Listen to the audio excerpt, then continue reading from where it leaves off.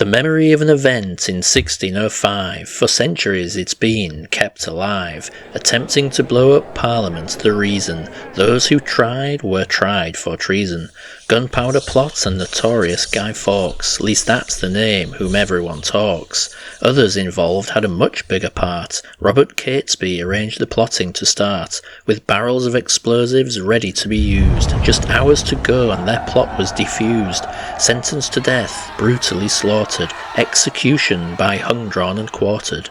Since then we've set our bonfires alight, standing well back to admire the sight, topped with an effigy of legendary Guy, though seldom we stop to wonder why.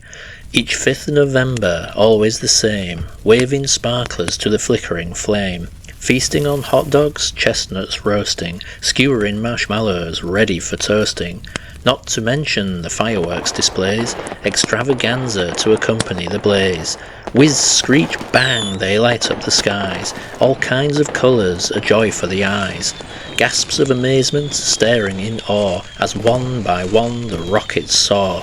Poor dogs find the noise too much to abide, it's always best to keep them inside. So just as cold winter begins to loom, with spirits lifted by a fireworks boom, to think that such a glorious night could stem from that old treacherous plight. Penny for the Guy and a penny for your thoughts, as you observe this ritual of sorts. Such tradition hope we never tire. May you always have a safe and happy bonfire.